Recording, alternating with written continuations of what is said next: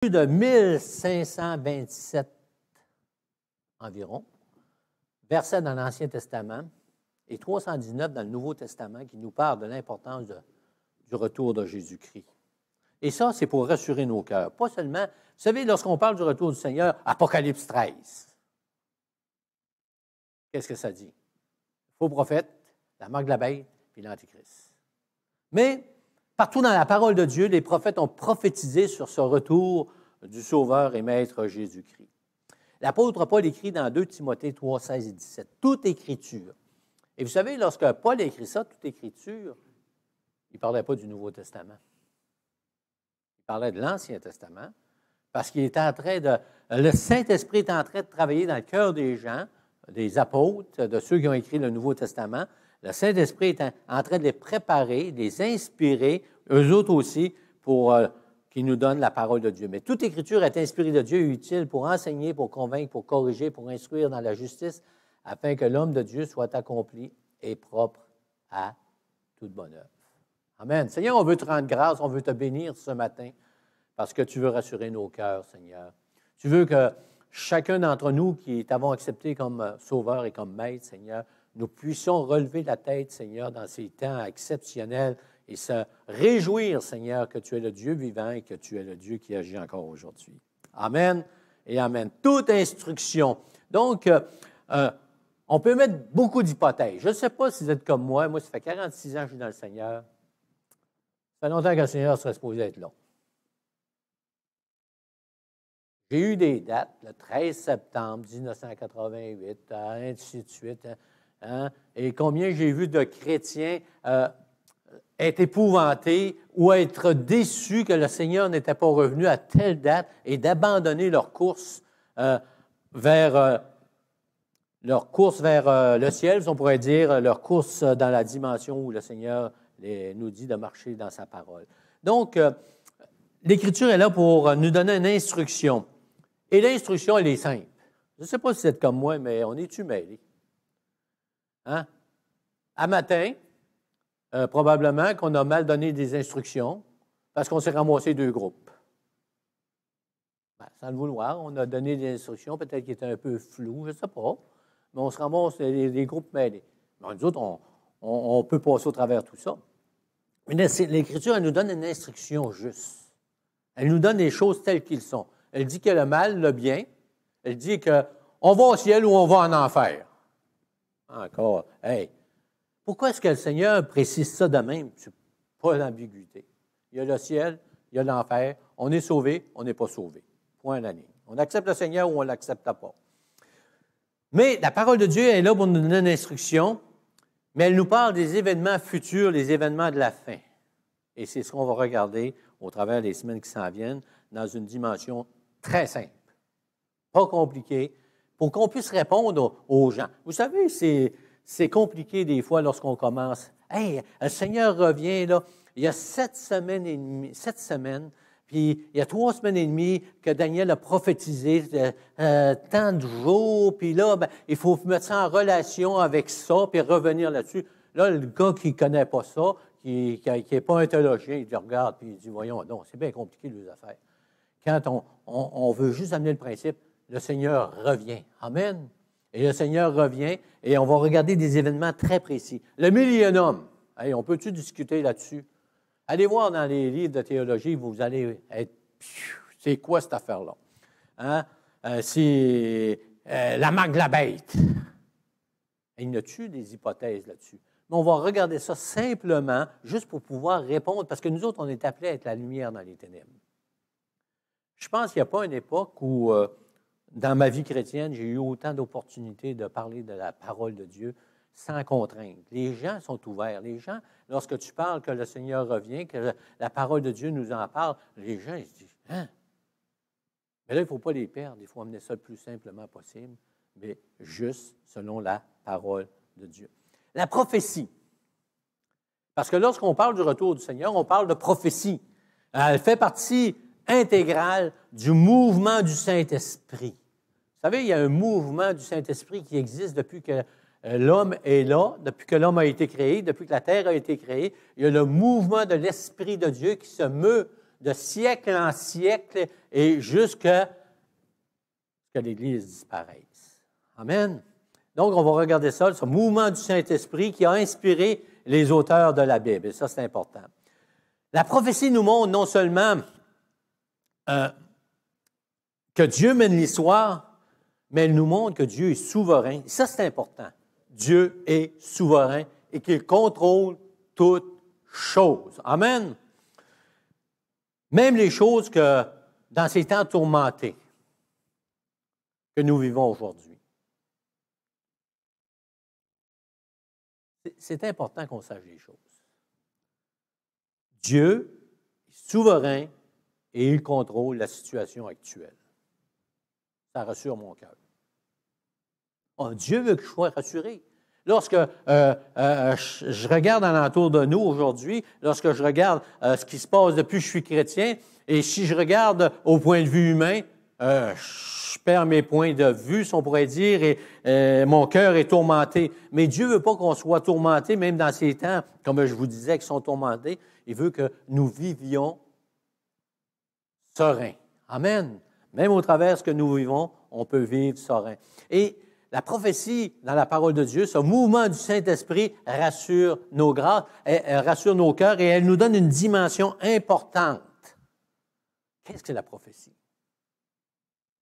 Comment est-ce que Dieu agit au travers des prophètes? On va aller dans 1 Pierre, chapitre 1, ce matin, versets 10 et 12. On va commencer avec, on va parler des prophètes, on va parler de la prophétie un petit peu ce matin.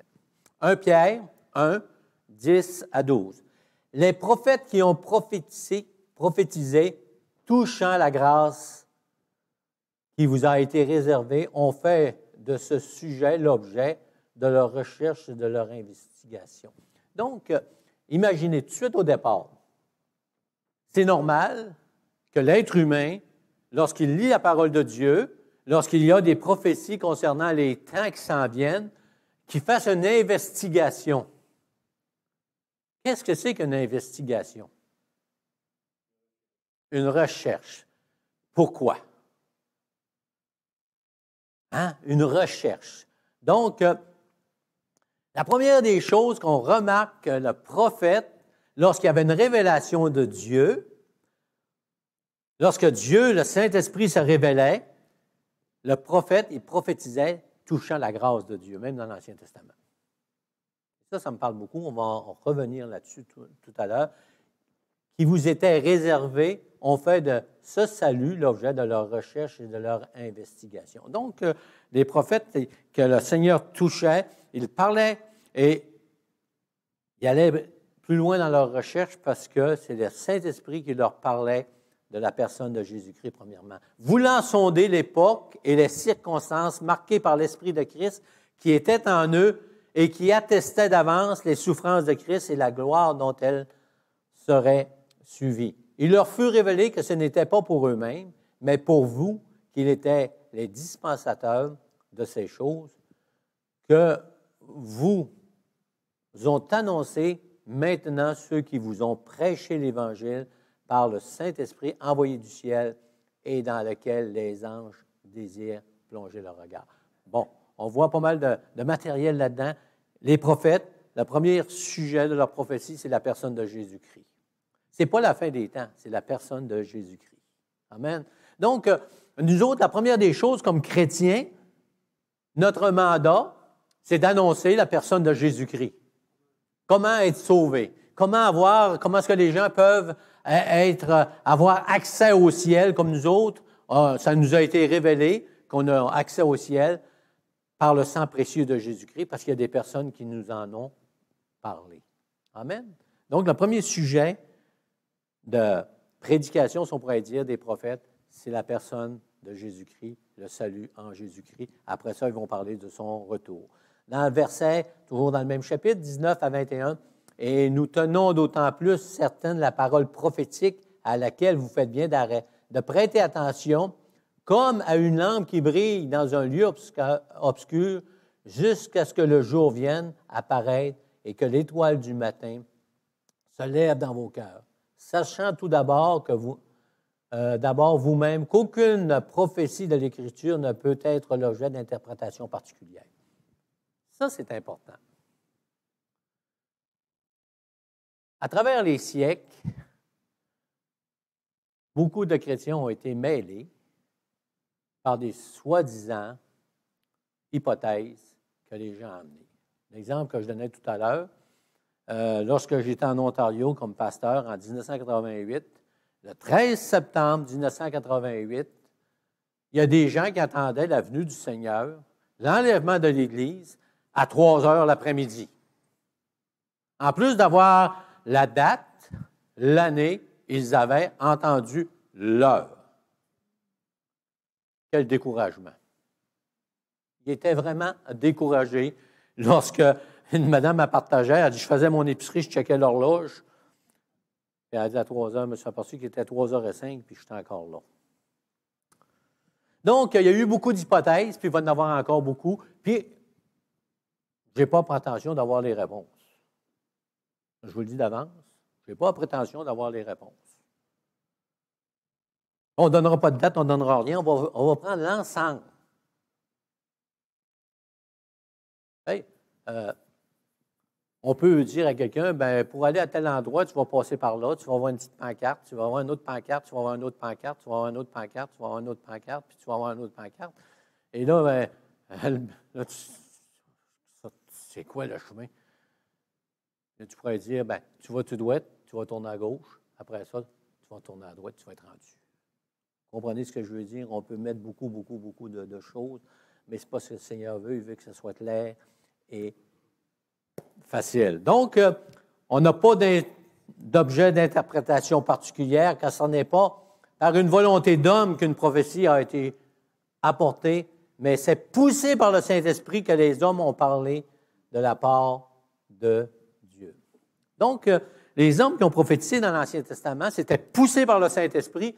Puis, curieux, hein? Les prophéties d'Isaïe, des fois, il n'y avait même pas réponse à ce qu'il disait.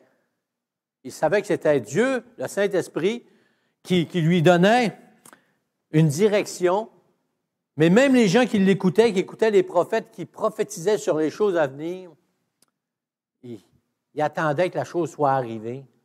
Et si la chose n'arrivait pas dans un temps, bien, on sait qu'est-ce qui arrivait. Donc, c'est important, la prophétie concernant le retour de Christ. Ça nous encourage. Comme je disais tout à l'heure, 1527 versets dans l'Ancien Testament, 319, et ça n'a pas d'importance. Le chiffre. Mais c'est pour réaliser que l'Ancien Testament, le Nouveau Testament, ils forment un tout. Ça nous rassure et la parole de Dieu dans l'Ancien Testament et dans le Nouveau Testament, c'est là pour rassurer nos cœurs. Saviez-vous qu'il y a beaucoup de personnes qui ne croient pas au retour du Seigneur?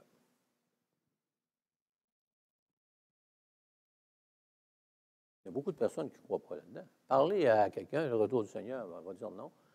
Mais ce qui est le plus surprenant, c'est qu'il y a des chrétiens qui n'y croient pas. Ah, voyons donc, pasteur. Moi, j'ai une Bible chez nous, et quand on m'a vendu la Bible en 1987, c'était d'une autre organisation religieuse, j'ai dit, est-ce que c'est une Bible Louis II? Ils m'ont dit oui, c'est une Bible Louis II. J'ai dit, étant un gros caractère, ils ont dit oui, elle est grosse de même. Elle l'a encore, je la lis à tous les jours. Mais ce qu'ils ne m'avaient pas dit, c'est que leur doctrine est en arrière. Ils ont rajouté leur doctrine, et dans leur doctrine, ils ne croient pas au retour du Seigneur. C'est des chrétiens qui se disent nés de nouveau. Quand la parole de Dieu nous parle du retour du Seigneur. Surprenant pareil, hein? Il y a des personnes qui disent connaissent Jésus-Christ, connaissent la parole de Dieu, mais qui ne croient pas que le Seigneur revient bientôt. 2 Pierre 3, 1 à 4. On va voir beaucoup au travers de ce qu'on va s'en aller, on va voir beaucoup de versets. Voici déjà, bien-aimés, la seconde lettre que je vous écris. Dans l'une et dans l'autre, je cherche à éveiller par des avertissements votre saine intelligence. Je vous écris dans l'une et dans l'autre, et je cherche à éveiller par des avertissements. Amen. Et un avertissement, ce n'est pas toujours négatif. Un avertissement, des fois, c'est pour nous encourager. Amen. Et le Seigneur veut nous encourager. Bon. votre scène intelligente, afin que vous vous souveniez des choses annoncées d'avance par les saints prophètes et du commandement du Seigneur et Sauveur enseigné par vos apôtres, sachant avant tout que dans les derniers jours, il viendra des moqueurs avec leur raillerie, marchant selon leur propre convoitise et disant, « Où est la promesse de son avènement? Car depuis que les pères sont morts, tout demeure comme dès le commencement de la création. »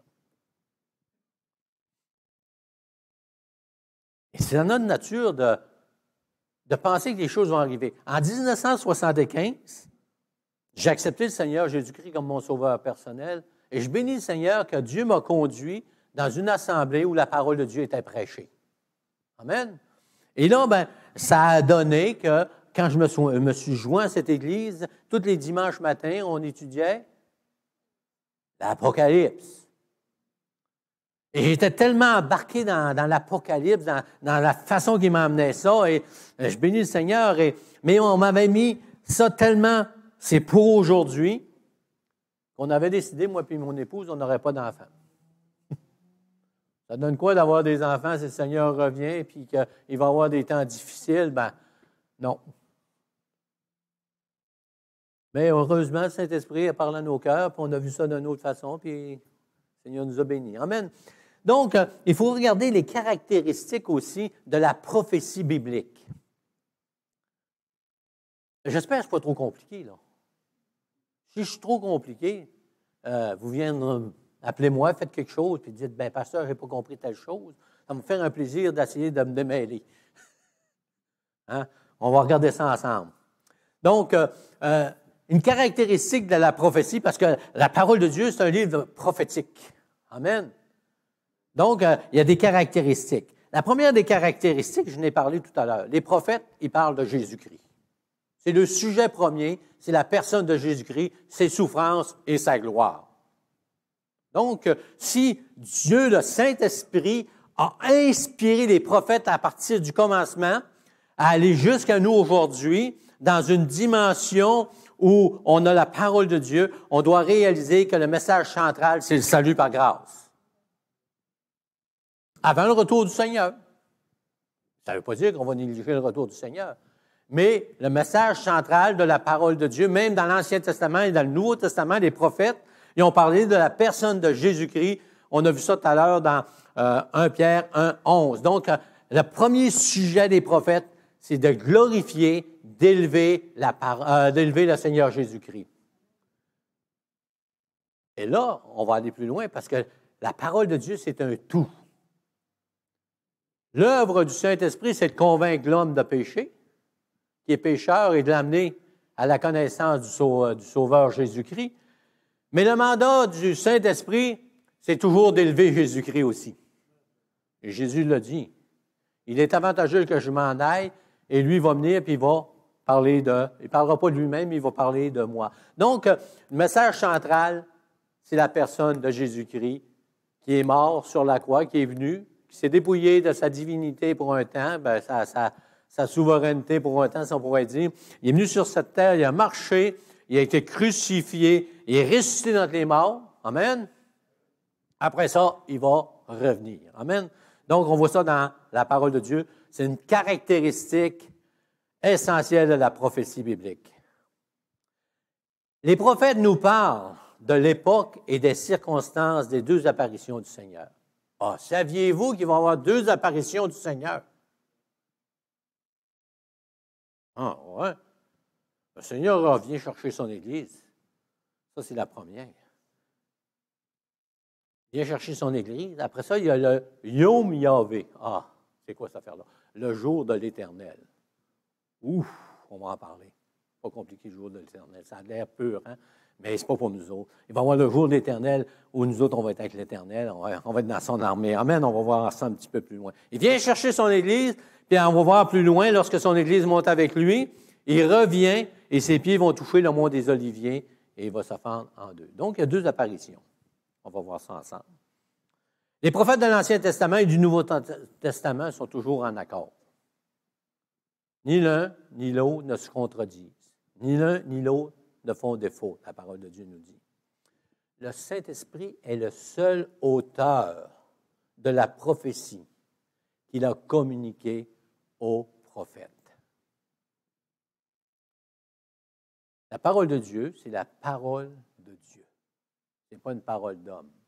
C'est le Saint-Esprit qui l'a inspiré. Et c'est important pour nous autres, lorsqu'on lit les Écritures, d'avoir cette assurance dans nos cœurs que ce qui est écrit là a été inspiré du Saint-Esprit et c'est la parole de Dieu.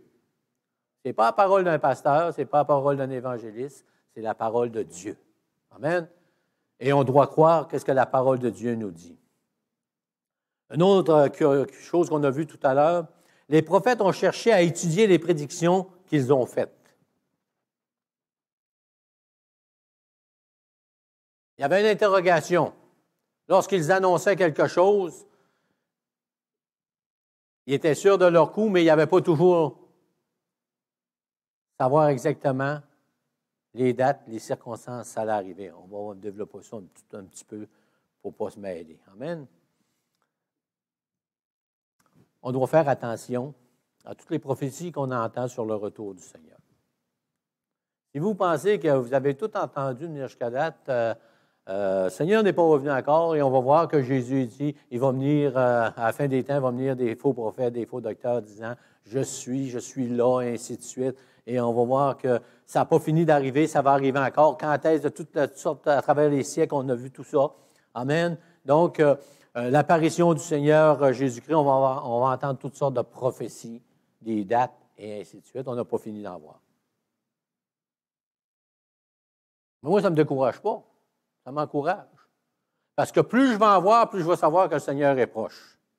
Amen. Hein? C'est curieux comment est-ce que Dieu agit d'une autre façon. Hein?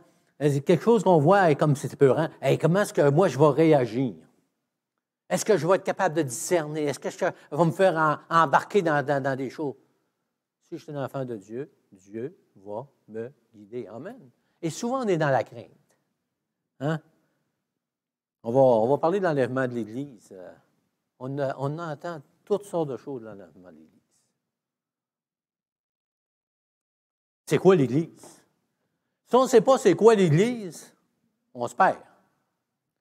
L'Église n'est pas une bâtisse, ce sont ceux qui ont reçu Jésus-Christ comme leur sauveur personnel. Amen. C'est ça l'Église, là. Puis là, je vais vous jeter à terre encore. C'est une gang d'imparfaits, l'Église. C'est une gang de pécheurs sauvés par grâce. Pas du monde qui veut vivre volontairement dans le péché, mais c'est du monde qui, des fois, il tombe. C'est important que je sache ça.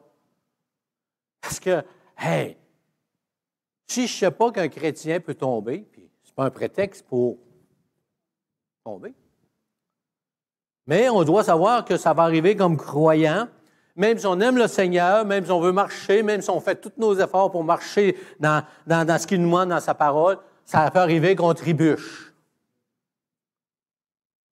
Bon. Mais je fais partie de l'Église de Jésus-Christ pareil. Amen. Donc, il vient chercher son Église, et son Église, ce sont ceux qui croient en Jésus-Christ. Amen.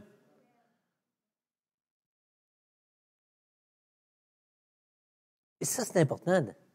Jusqu'à quel niveau je crois en Jésus-Christ? Ouh! Puis là, je ne juge pas personne, je me juge moi-même.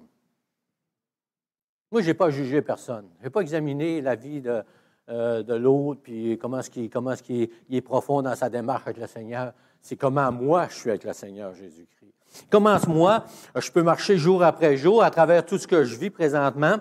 Et des fois, comme cette semaine, je suis sorti de la galerie, et j'ai dit, Seigneur, c'est le temps que je commence à en avoir mon casse. Dites-vous ça, vous autres? Plein mon casse. Hein? Je regardais tout ce qui se passait, puis j'étais humainement, là, on était tannés. Mais j'ai sorti dehors et j'ai dit, gloire à Dieu. Seigneur, tu vas me donner de persévérer à travers tout ça et de continuer, parce que c'est ce que tu désires, c'est que je persévère.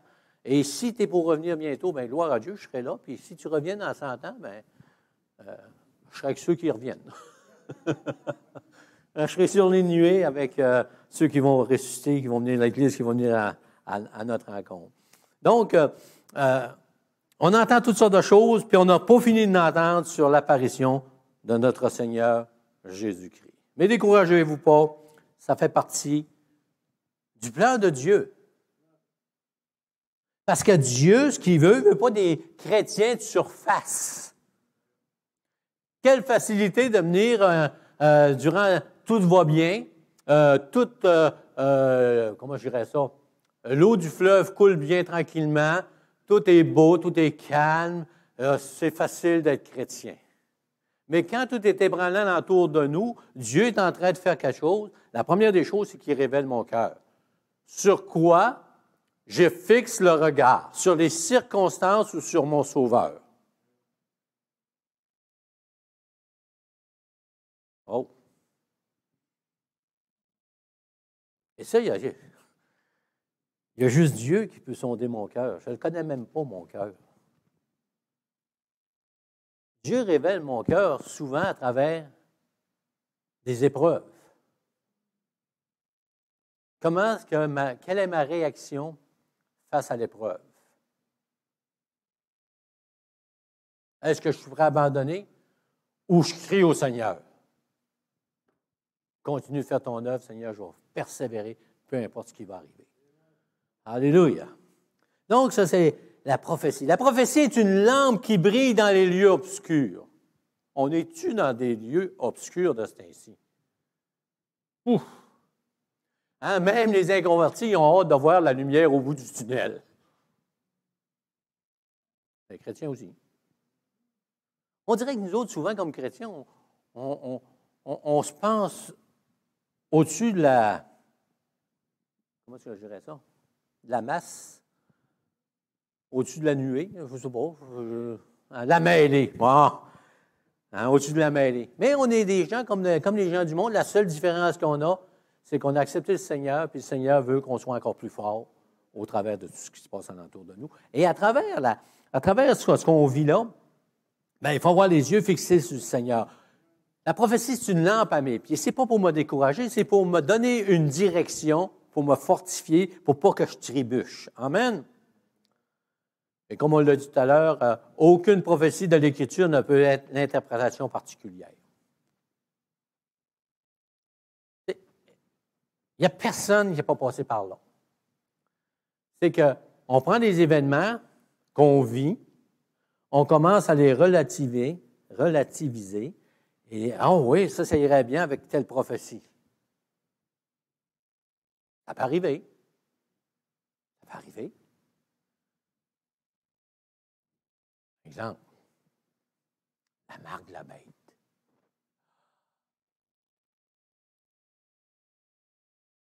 Puis beaucoup, on a, en tout cas, je ne parle pas moi, on a pensé que la marque de la bête, c'était telle et telle chose. Hein, je me souviens, en 1980, 75-80, 75 ans, 80, entre 75 et 80, dans la petite assemblée où on était, notre pasteur avait indiqué que la marque de la bête, c'était ce qui allait s'en venir sur les cartes de crédit, le code barre. Ça était meilleur que moi. Hein, et il nous a, c'est sûr, ça m'a été enseigné en 75, le code barre. Quand j'ai vu sortir les premières cartes de crédit, hein, on payait à l'argent, nous autres, dans ce temps-là. Les cartes de crédit, là, c'était quasiment honteux dans les années 70 d'avoir une carte de crédit parce que c'était pauvre. Aujourd'hui, c'est normal. Mais on m'avait dit que c'était probablement la marque de la bête. De ne pas prendre de carte de crédit. Y a-t-il un chrétien qui n'a pas une carte de crédit?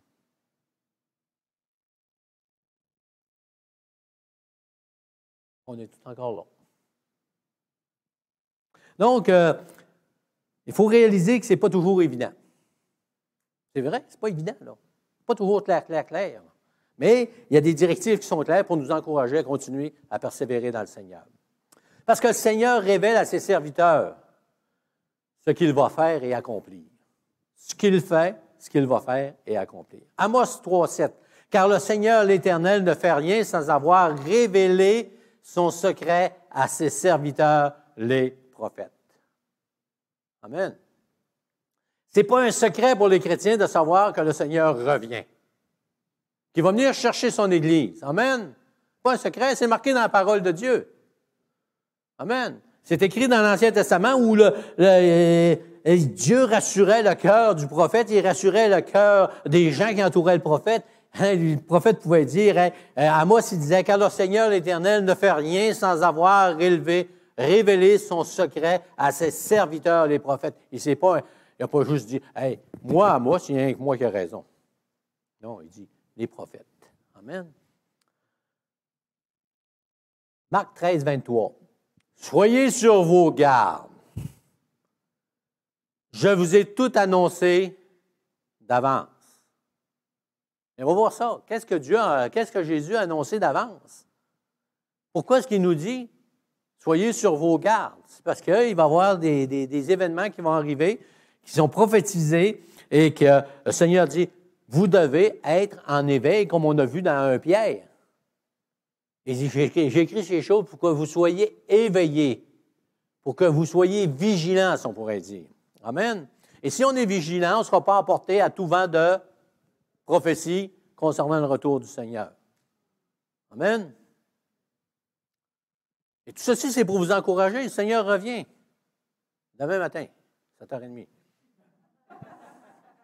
Pas vrai. C'est pas vrai. Donc, dans Matthieu 24, 3 et 4, « Dis-nous, quand cela arrivera-t-il? Et quels seront les signes de ton avènement et la fin du monde? » Hey, il n'y a rien de neuf sous le soleil, hein? On n'est pas tout seul qui se pose des questions. « Seigneur, quand est-ce que tu vas revenir? » Les disciples ont dit ça à Jésus. « Quand est-ce que tu vas revenir? » Hey, quels vont être les signes? Et il va y avoir des signes qui vont être devant nous et même on va voir qu'il y a des époques où les signes étaient là, où les chrétiens de l'époque ont dit « Le Seigneur revient ». Ils étaient sûrs que le Seigneur allait revenir. À leur époque, et le Seigneur n'est pas revenu. Et moi, je ne me décourage pas.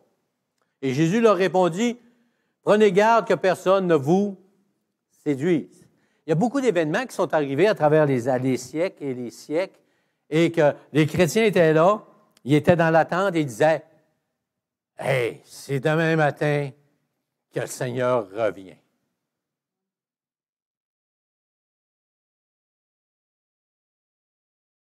Si je vous donne une date, 1918-1919, qu'est-ce que ça vous dit?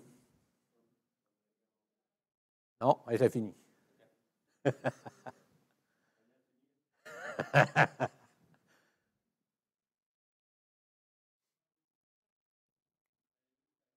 La grippe espagnole.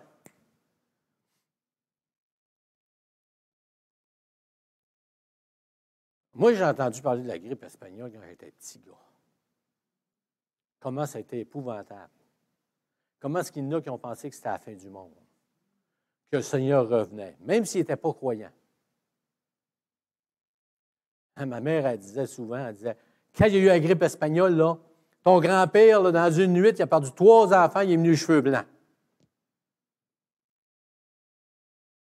Bien, durant la grippe espagnole, il y a beaucoup qui ont pensé que c'était le retour du Seigneur. On peut aller plus loin. Il y a eu la peste aussi dans les années 1700, quelque chose de même. Il y a eu la peste et ainsi de suite. Et on a toujours voulu marquer les fléaux avec la venue du Seigneur immédiate. Ça peut arriver. À un moment donné, ça va arriver. Bon. Mais moi, je ne marcherai pas dans la peur si c'est demain matin. Là. Je vais marcher dans l'allégresse. Donc, tout a été annoncé d'avance. Le déluge a été annoncé. Et Dieu, que c'était le message? Repentez-vous. Destruction de Sodome et Gomorrhe. Ça a été annoncé. C'était quoi? Repentez-vous. Et la venue du Sauveur, Jésus. Repentez-vous. Le même message. Acceptez Jésus-Christ comme votre Sauveur personnel et donnez votre vie au Seigneur Jésus-Christ. Donc, on voit qu'à travers les siècles, il y a eu toutes sortes de choses et Dieu a permis, parce que Dieu est souverain, vous êtes toujours assis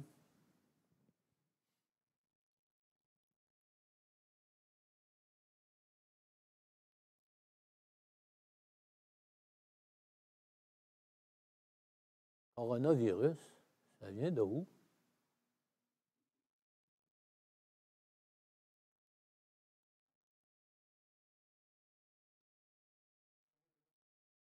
Ah non, mais ça vient de où?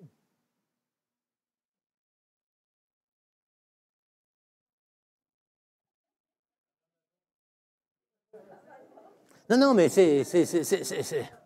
Non, non, mais... Ah, ah ouais. 2 Chroniques 7, 14. Y a-tu qui connaissent ça par cœur?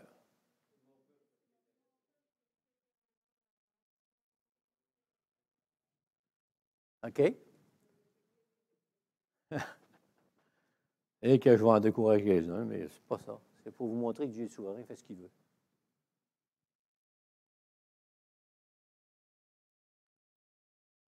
Deux Chroniques 7, 13.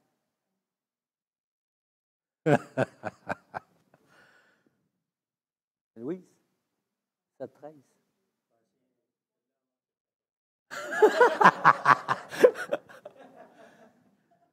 Ah, il y en a qui l'a trouvé. Qu'est-ce que tu as trouvé, frère? L'as-tu trouvé?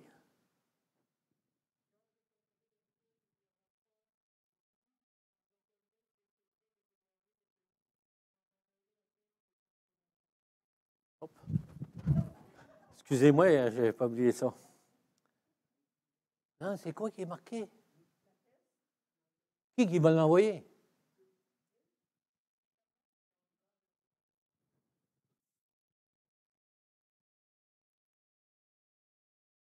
Moi, ça vient de chuter ma théologie à terre. Permis, mais il l'a envoyé. Il l'a envoyé. Il dit quand je l'ai envoyé. Dieu permet des choses. Et là, je vais vous décourager encore. Là. Dieu fait le ménage de temps en temps.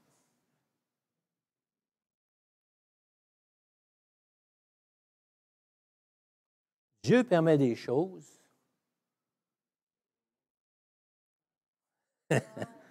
Non, non. Non, non, non, non, non, non, non, non. Dieu permet des choses qui vont atteindre les chrétiens pour nous réveiller. Pour qu'on sonde nos cœurs pour savoir où est-ce qu'on est rendu. Et quand on est dans une situation comme on vit présentement, où on peut être dans la crainte, et c'est naturel. Si vous êtes dans la crainte, là, ne dites pas que vous êtes anormal. Vous êtes normal. Bon. Il n'y a pas personne ici qui voudrait se ramasser avec le COVID à l'hôpital avec un tuyau pour respirer sur un respirateur artificiel. Il n'y a personne, qu'on y croit ou qu'on n'y croit pas. Mais ça peut arriver. J'ai eu quelqu'un me parlait, un pasteur me parlait d'un autre pasteur qui était aux soins intensifs parce qu'il avait la COVID.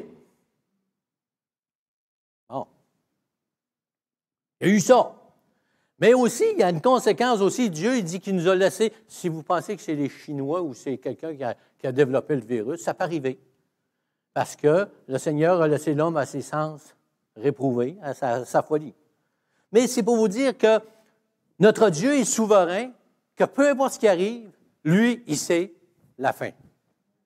Les prophètes qui prophétisaient, ils ne savaient pas ce qui allait arriver exactement dans tous les détails à la fin, mais ils savaient que Dieu leur avait donné une vision, il leur avait parlé à leur cœur, il leur avait dit, il va arriver telle et telle chose. Mais entre-temps, il faut que tu continues ta marche, il faut que tu persévères, il faut que tu gardes les yeux sur le Seigneur, puis il faut que tu marches jour après jour. Et quand il arrive des choses de même, et je ne vous dis pas que ceux qui sont ébranlés à l'heure actuelle, hey, ils n'étaient pas dans le Seigneur. Ce n'est pas ça que je vous dis. Mais la parabole de l'ivraie et du... C'est quoi? Et du blé. Tu sais, quand j'étais jeune, il y a un pasteur qui avait... On avait eu une comment ça s'appelle ça, une fin de semaine, là, une retraite pour hommes. Puis on avait un pasteur de renom qui était venu chez nous et je me souviens rêver tout le temps. Il dit, moi, c'est pas compliqué dans mon église, là. Il dit, quand j'en vois un qui boite, là, non, t'es de l'ivraie. Moi, je fais le ménage. Ben, moi, j'avais été surpris, j'étais un jeune chrétien. Tableau. Mon pasteur n'est pas de même. Hein? Là, j'étais rendu dans la crainte. D'un coup, moi, je suis de livret. Je ne sais pas, des fois, je suis peut-être un livret, je ne sais pas. S'il pense que je suis de livret, puis il me met dehors. Puis il y avait un gars qui avait dit, bien, quittez, toi, pour mettre livret dehors. Tu sais-tu, te connais-tu le cœur? Et Dieu, un jour, il sépare.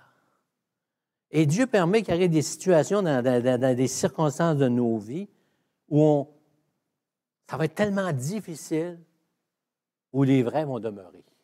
Et je ne vous dis pas de commencer à juger les gens autour de vous, mais moi, je me juge moi-même et je dis, Seigneur, garde-moi. Il faut que ma foi soit en Jésus-Christ. Puis ma foi est en Jésus-Christ. Amen. Et quand la révolte vient dans mon cœur, « Hey, pasteur, t'es révolté des fois? » Oui, je suis révolté.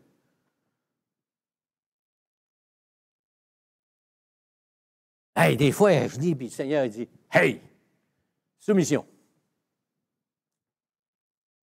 Un enfant de Dieu, ça se soumet.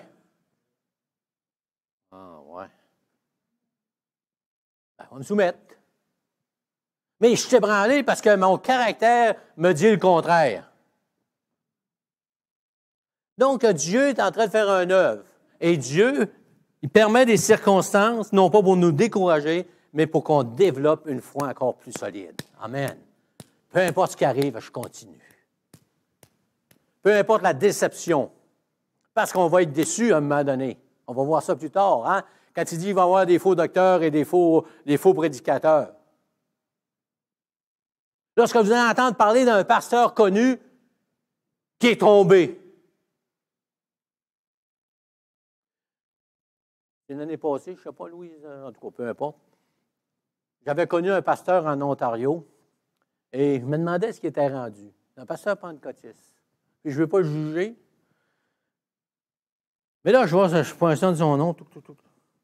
Ben voyons donc, ça se peut pas. Ça se peut pas. Pas une église du Seigneur. C'est complètement contraire à la parole de Dieu. Ben voyons donc. J'ai dit, je vais poinçonner son épouse. Ben oui, c'est bien lui. Ah ben, si lui a changé de gang, il faut changer de gang. Vous comprenez ce que je veux dire? J'ai été ébranlé de voir cet homme qui, pendant des années, a parlé du Seigneur, a parlé du salut par grâce, virer son chapeau de bord.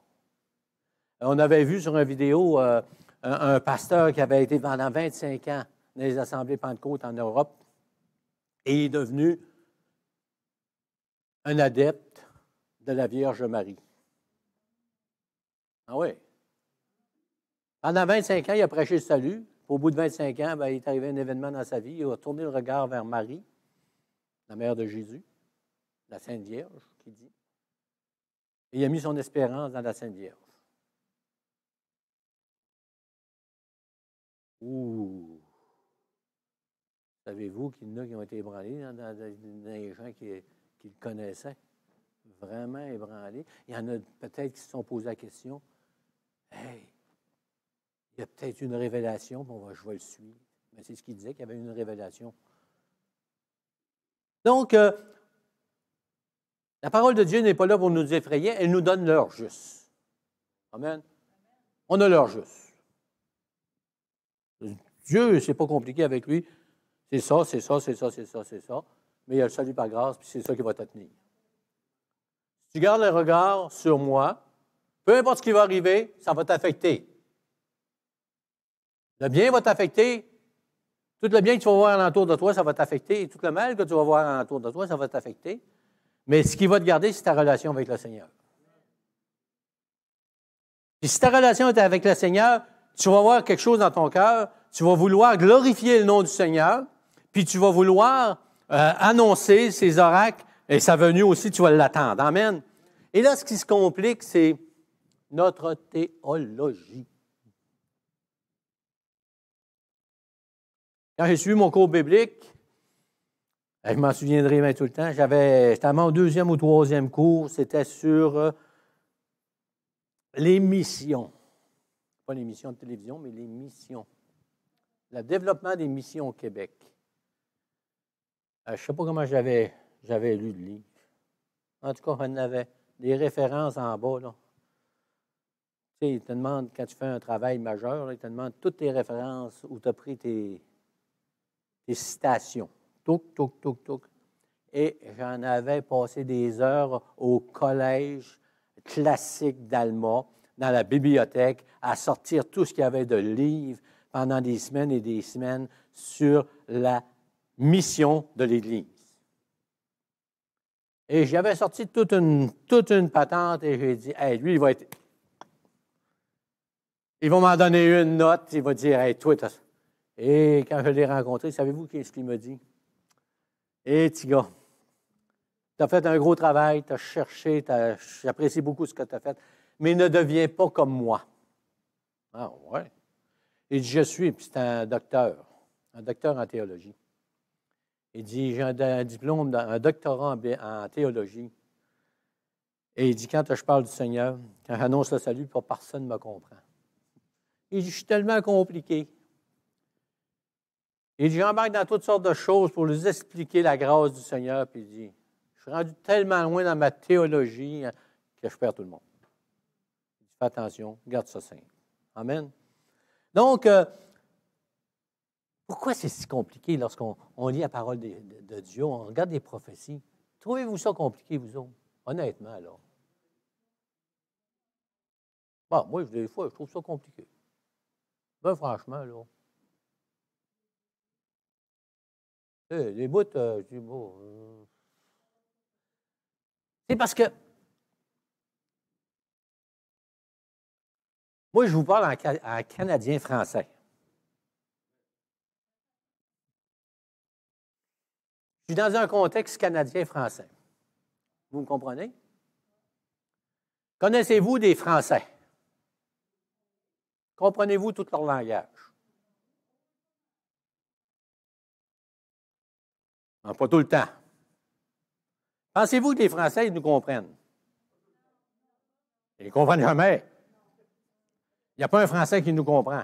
Nous autres, on comprend des Français de temps en temps, mais eux autres, ils ne nous comprennent pas. C'est ce qu'on entend dire. Vous savez, chaque écrit a un contexte. Elle a une culture en arrière. Hein? Une histoire en arrière. Il y a toutes sortes de choses. Même la personne qui va parler,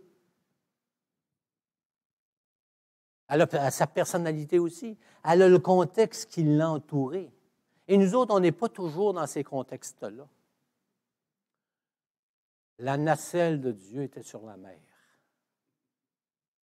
Avez-vous lu une Bible d'Arby?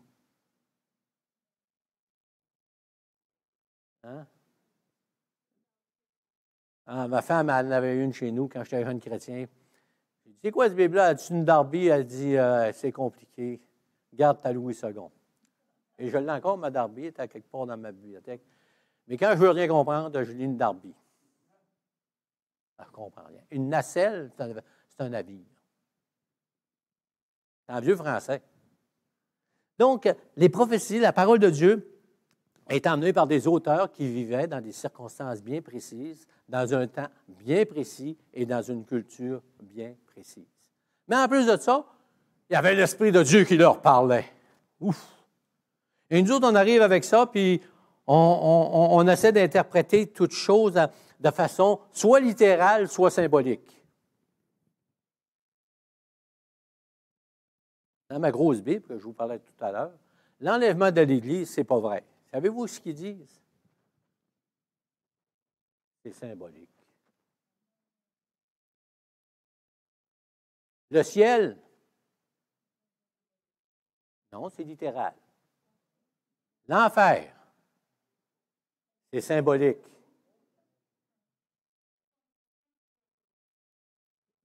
Bon, ça m'aide à comprendre un paquet de choses. Que souvent de fois, je fais dire à la Bible ce que je veux, bien qu'elle me dise. Même comme pasteur.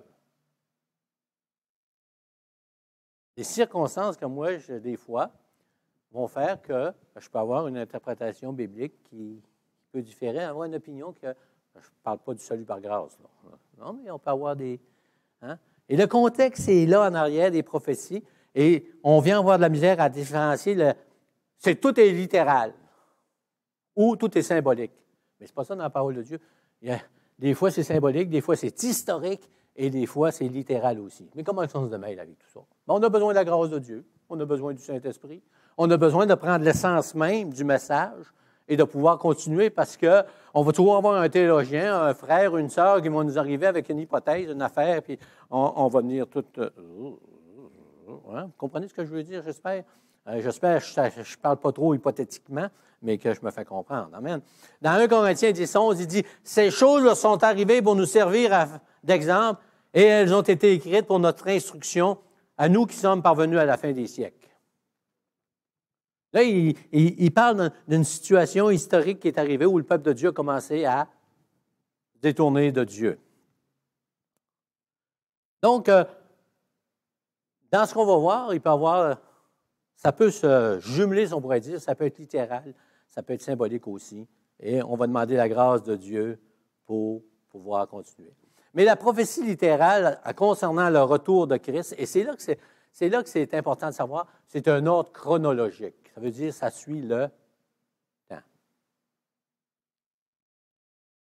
Matthieu 24, est-ce qu'il y en a qui le connaissent? Ah. Il est long un peu, hein, mais de quoi ça parle?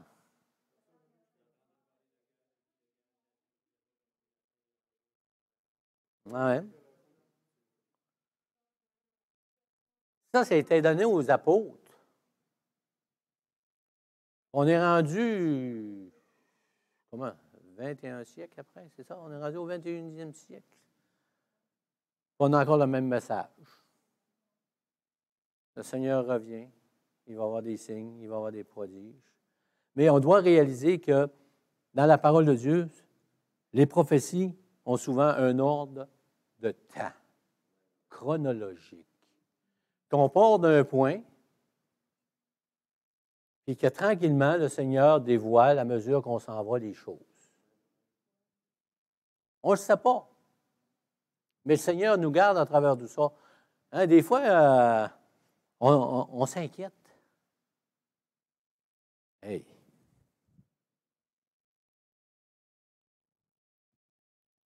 sais, des fois, on voit la fin avant de s'en aller. On voit le résultat, mais on n'est pas encore rendu le résultat. Ce ne sera peut-être même pas le résultat qu'on attend exactement. Vous comprenez? En s'en allant, le Seigneur nous dévoile et rassure nos cœurs.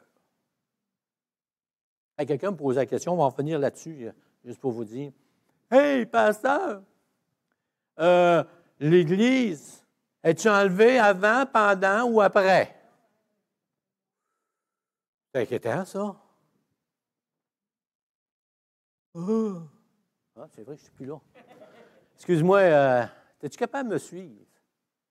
Ah, hey, on est-tu bénis lorsque le Seigneur nous donne des frères comme ça?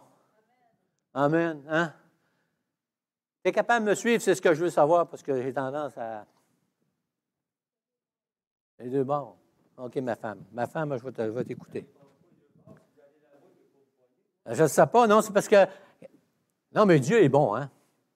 Bon, on a un frère ici qui a tout installé ça, là, puis il a tout voulu nous faire un beau setup, là, mais il ne pouvait pas être là puis là en même temps. Mais Dieu a permis qu'il regarde, là, il y a quelqu'un qui est capable de faire ça. Fait que s'il passe, lui, il me dit, le frère qui était tout seul là-bas, puis il dit, je vais te mettre des tapes, fait que passe pas là parce qu'on te perd. Mais là, c'est pour ça que quand je passe là, je dis, oh, il faut revenir, mais je viens de voir que notre frère, Dieu a béni, il a envoyé quelqu'un pour qu'il suive avec la caméra. Amen. Donc, on va revenir à notre prédication. Il y a un ordre chronologique, un ordre de temps où le Seigneur nous révèle des choses. Amen. À travers votre vie, est-ce que Dieu vous révèle des choses? Est-ce que Dieu vous parle à travers? Est-ce que Dieu vous montre des choses depuis que vous êtes chrétien, que vous vous posiez des questions là-dessus, et tout à coup, en En faisant confiance au Seigneur, vous avez continué de marcher dans le Seigneur, puis d'un coup, oups, ça vous a éclairé. Ah, c'est ça que le Seigneur voulait dire.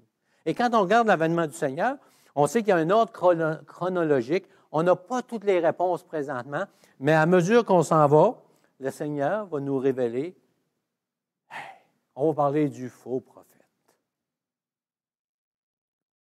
C'est qui ce bonhomme-là? C'est un juif?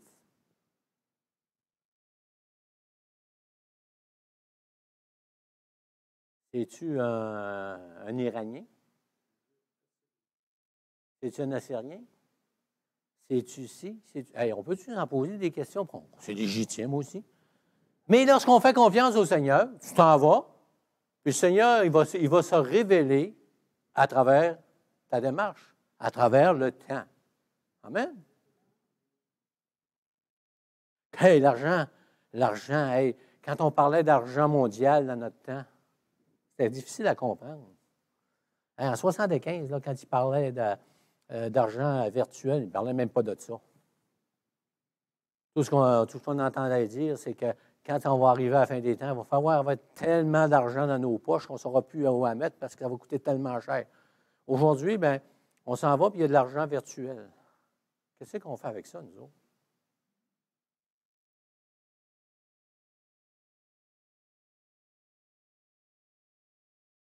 T'embarques-tu là-dedans, mais tu n'embarques pas dans l'argent virtuel.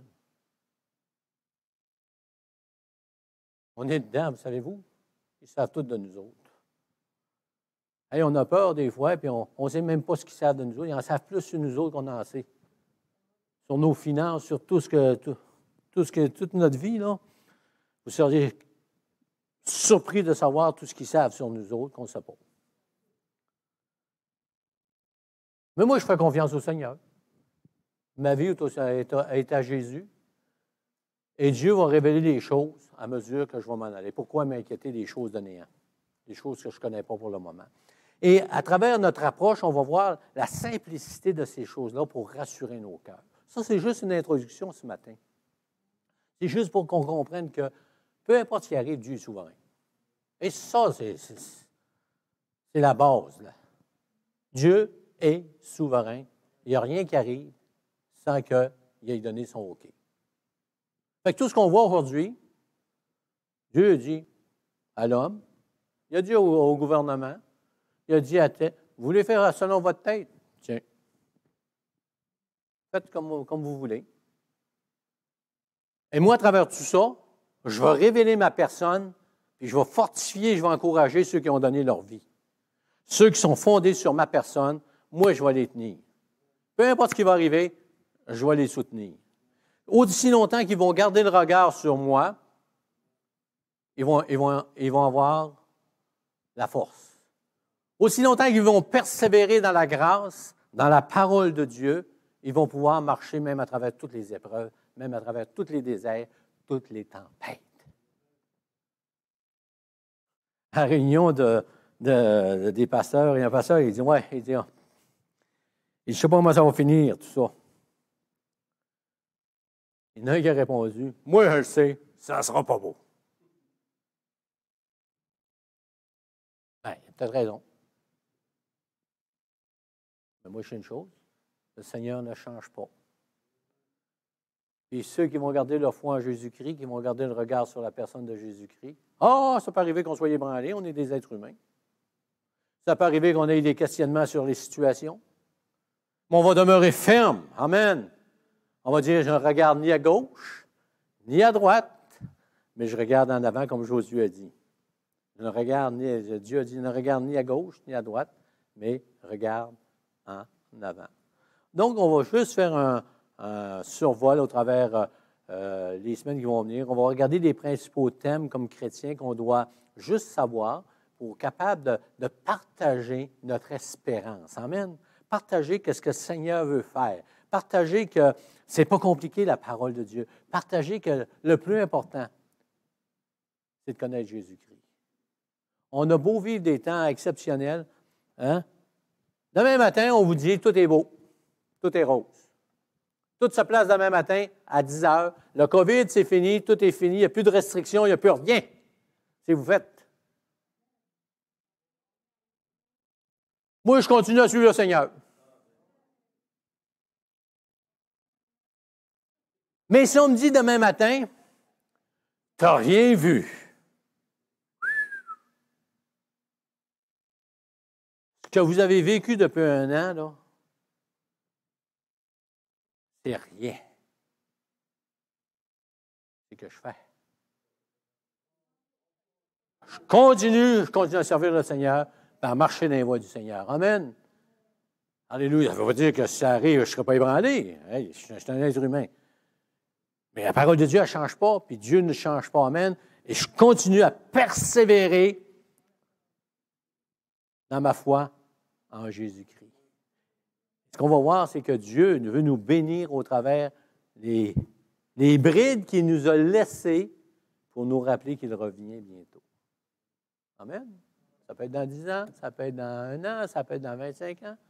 Mais peu importe, je continue d'avancer. Amen. Alléluia. Seigneur, on veut te rendre grâce, on veut te bénir, Seigneur. Et Seigneur, on n'a pas réponse à tout, Seigneur. On n'a pas cette prétention-là, Seigneur. Mais on veut prendre la simplicité de ta parole. On t'a béni, Seigneur, pour ce si grand salut. Seigneur, ce n'est pas compliqué, Seigneur. Sauvé par grâce.